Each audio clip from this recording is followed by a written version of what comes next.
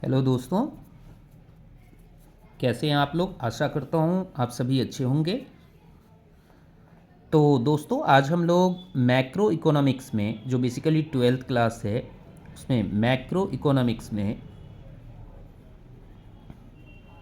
हम लोग आज समझेंगे नेशनल इनकम के एक मेथड को, जिसे हम कहते हैं वैल्यू एडेड मेथड।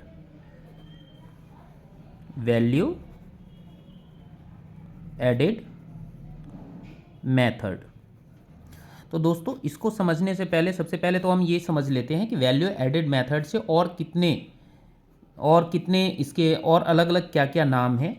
तो वैल्यू एडेड मेथड है, फिर इसी को हम प्रोडक्ट मेथड भी कहते हैं, इसी को हम प्रोडक्ट मेथड भी कहते हैं, इसी को हम आउटपुट मेथड भी कहते हैं। और भी बहुत सारे नाम हैं, जैसे inventory stock method, inventory method, और भी बहुत सारे नाम हैं। तो इसको हम और अलग अलग नाम से जानते हैं। सबसे पहले हम समझेंगे कि वैल्यू एडेड मेथड से जब भी हम क्वेश्चन सॉल्व करेंगे तो हमारे पास जो कैलकुलेट होकर के आएगा वो आएगा GDP-MP। मैं शॉर्ट में ज़्यादा डीप नहीं जा कर के समझाऊंगा, क्योंकि ऑलमोस्ट अब रिवीजन का टाइम है। 2 महीने और रह गए हैं आप लोगों के एग्ज़ाम स्टार्ट होने में, और शायद 19th ऑफ मार्च से आपका एग्ज़ाम, 19th ऑफ मार्च को आपका इकोनॉमिक्स का एग्ज़ाम है, जो भी ह्यूमैनिटीज़ और कॉमर्स वाले बच्चे हैं। तो GDP-MP हमारा कैलकुलेट होकर के आता है। बट जब भी हम इसे सॉल्व करते हैं तो सबसे पहले देखिए कि आपको क्या कैलकुलेट करना है। सबसे पहले कैलकुलेट करना है value of output. Value of output, ये सबसे पहले आपको कैलकुलेट, जिसका फॉर्मूला होता है sales plus change in stock. अब चेंज इन स्टॉक का अगर हम फॉर्मूला देखें तो चेंज इन स्टॉक का फॉर्मूला होता है क्लोजिंग स्टॉक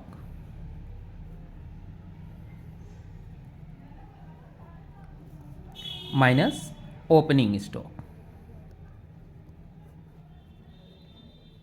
ये इसका फॉर्मूला होता है। तो अब सबसे पहले हमें वैल्यू ऑफ आउटपुट कैलकुलेट करना है। अब देखिए, इसमें क्या है कि प्रोड्यूसर के पास जो आउटपुट है उसकी वैल्यू कितनी है, तो उसमें एक तो सेल्स आ जाएगा और दूसरा हमने ले लिया चेंज इन स्टॉक। ठीक है, चेंज इन स्टॉक को हम कई अलग अलग नाम से भी जानते हैं। अगर अलग अलग नाम से क्या, अगर इसका कुछ अलग तरीके से, अलग टाइप से अगर क्वेश्चन में आपको मिल जाए, जैसे कि increase in stock, increase in stock, तो इसे ऐड कर देना है। लेकिन यहीं अगर डिक्रीज इन स्टॉक, इसको हम ऐड कर देंगे, ये चेंज इन स्टॉक के बराबर ही हो गया। अगर डिक्रीज इन स्टॉक होगा तो उसे हम माइनस कर देंगे। अगर डिक्रीज इन स्टॉक होगा तो इसे हम माइनस कर देंगे। फिर अगर आपका closing stock over opening stock है तो ये हो जाएगा आपका प्लस में। ठीक है, सेल्स प्लस, अगर क्वेश्चन में closing stock over opening stock दे रखा है तो ये प्लस में आ जाएगा। बट अगर ओपनिंग स्टॉक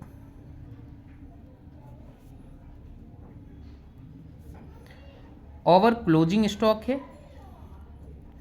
तो हम इसको माइनस कर देंगे। तो ये तो आपका चेंज इन स्टॉक को लेकर के। अब हम जरा सेल्स के लिए कॉन्सेप्ट समझ लेते हैं। सेल्स के लिए हम जरा कॉन्सेप्ट समझते हैं। तो देखिए, बेसिकली जो सेल्स है, एक तो सेल्स आपका इंडिविजुअल होगा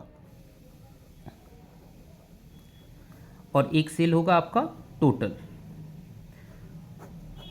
तो सपोज कि अगर टोटल सेल दे रखा है और अलॉन्ग विद इंडिविजुअल सेल्स, तो आप उसको फिर टोटल सेल को आप एस्टिमेट करोगे, और बाकी किसी भी टाइप का और कोई भी सेल्स दिया हुआ हो आपको एस्टिमेट नहीं करना है।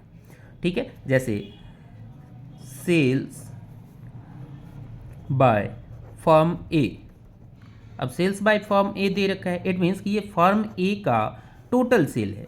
इसके बाद अगर ए सेल टू बी दे रखा है, ए सेल टू बी दे रखा है, ए सेल टू डी दे रखा है, तो हम इसे कवर नहीं करेंगे। ठीक है, क्योंकि हमें टोटल सेल मिल गया है क्वेश्चन में। फिर अगर टोटल सेल नहीं दिया हुआ है तो हम इसको कवर करके टोटल सेल बनाएंगे। ठीक है, अब एक और कॉन्सेप्ट देखते हैं कि सेल में अगर डोमेस्टिक गिवन है, डोमेस्टिक सेल अगर गिवन है तो हम एक्सपोर्ट को भी कवर करेंगे, और अगर डोमेस्टिक सेल गिवन नहीं है तो अगर नॉर्मल सेल है, ओनली सेल लिखा हुआ है, ओनली सेल गिवन है, तो सेल्स अगर गिवन है तो हम एक्सपोर्ट को कवर नहीं करेंगे। वहाँ पर अगर स्पेसिफाई कर रखा है कि नहीं, स्पेसिफाइड कर रखा है कि नहीं ये डोमेस्टिक सेल है तो ही हम एक्सपोर्ट को कवर करेंगे। क्लियर है? तो सबसे पहले आपको क्या फाइंड करना है, वैल्यू ऑफ आउटपुट, जिसमें आपको सेल्स लेना है।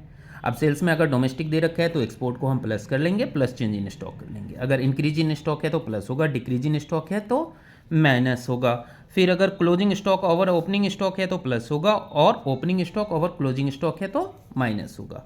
तो सबसे पहले आपको वैल्यू ऑफ आउटपुट कैलकुलेट कर लेना है। ये कैलकुलेट करने के बाद अब आप आओगे जीवीए पे, ग्रॉस वैल्यू एडिशन। इसको क्या कहते हैं? इसको कहते हैं ग्रॉस वैल्यू एडेड या एडिशन। ठीक है, इसको हम कहेंगे ग्रॉस वैल्यू एडिशन या ग्रॉस वैल्यू एडेड। इसको कैलकुलेट करने के लिए हम क्या करेंगे, तो इसको कैलकुलेट करने के लिए हमें क्या चाहिए, इसको कैलकुलेट करने के लिए चाहिए हमें वैल्यू ऑफ आउटपुट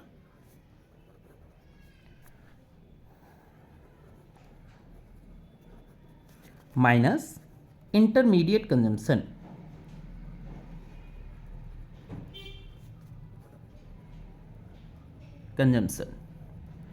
इसको कैलकुलेट करने के लिए हमें ये चीज़ चाहिए। तो इंटरमीडिएट कंजम्पशन, अब वैल्यू ऑफ आउटपुट, या फिर आप वैल्यू ऑफ आउटपुट का डायरेक्ट फॉर्मूला भी लिख सकते हो, इसमें कोई दिक्कत नहीं है। आप डायरेक्ट फॉर्मूला लिख सकते हो। कैसे? तो GVA is equal to sales plus change in stock minus intermediate consumption. अब देखिए इंटरमीडिएट कंजम्पशन में परचेज भी आता है, तो अगर क्वेश्चन में इंटरमीडिएट कंजम्पशन दे रखा है तो फर्म टू फर्म जो परचेज है उसको हम कवर नहीं करेंगे। बट अगर इंटरमीडिएट कंजम्पशन नहीं गिवन है, ऐसे कंडीशन में हम परचेज को कंसीडर कर लेंगे। ठीक है, फिर अगर डोमेस्टिक परचेज अगर गिवन है, सेल की तरह डोमेस्टिक परचेज अगर गिवन है तो हम इंपोर्ट भी कवर करेंगे। बट अगर डोमेस्टिक परचेज अगर गिवन नहीं है तो इंपोर्ट को हम कवर नहीं करेंगे। ठीक है, तो ये जब आप करेंगे तो आपके पास आएगा ग्रॉस वैल्यू एडिशन। और ऐसे ही अगर जैसे फर्म ए का ग्रॉस वैल्यू एडिशन हमने फाइंड कर लिया, जैसे फर्म बी का, अब फर्म बी का गिवन है, फर्म बी का भी कर लिया, फर्म सी का भी कर लिया, तो sigma GAV is equal to GDP MP। और आपको अगर एक ही फर्म का दे रखा है, जैसे यहाँ पर केवल वैल्यू एडेड, सपोज कि वैल्यू एडेड बाय फर्म ए अगर फाइंड करने के लिए दिया गया है, तो केवल हम GVA by firm A find करेंगे जो GDP के इक्वल होगा। ठीक है, अगर सिंगल फर्म है तो। और अगर एक से ज़्यादा फर्म है तो sigma GVA is equal to GDP MP। ठीक है, तो ये आप इस तरीके से, अब मैं आपको बताता हूँ कि अब इसे कैलकुलेट कैसे करना है। तो सपोज कि हमें अगर दे दिया GVA कैलकुलेट करने के लिए, तो हम simple GVA sales plus change in stock minus intermediate consumption, ये हम कैलकुलेट करेंगे। ठीक है, अब क्वेश्चन में आपको जितने सारे सेल्स दिखेंगे सबको यहाँ कवर करना है। फिर जितना भी चेंज इन स्टॉक तो आपको पता ही है कितने और अलग अलग टाइप से गिवन होगा, और जितने भी परचेज नेचर का होगा उसको माइनस कर देंगे, जितने भी सेल्स नेचर का होगा उसको यहाँ प्लस करेंगे। फिर जितने भी चेंज इन स्टॉक का है आइटम वो यहाँ आ जाएगा, और इंटरमीडिएट कंजम्पशन का परचेज का आइटम यहाँ पर हमें दिखना चाहिए। तो ये माइनस होगा, बाकी ये दोनों प्लस, यही दोनों प्लस होकर के क्या बन जाएगा, वैल्यू ऑफ आउटपुट। ठीक है, ये हो जाएगा वैल्यू ऑफ आउटपुट। क्लियर? तो इस तरीके से आप इस क्वेश्चन को सॉल्व कर सकते हैं। धन्यवाद। अगली वीडियो में हम नेक्स्ट मेथड लेकर के, पहले तो हम इसका कुछ क्वेश्चन देखेंगे वैल्यू एडेड मेथड का, और उसके नेक्स्ट वीडियो में नेक्स्ट मेथड को भी हम क्लियर करेंगे। लाइक, सब्सक्राइब और हो सके तो आप शेयर भी कर सकते हैं दूसरे के लिए भी, जो आपके दोस्त हैं उनको भी। Thank you.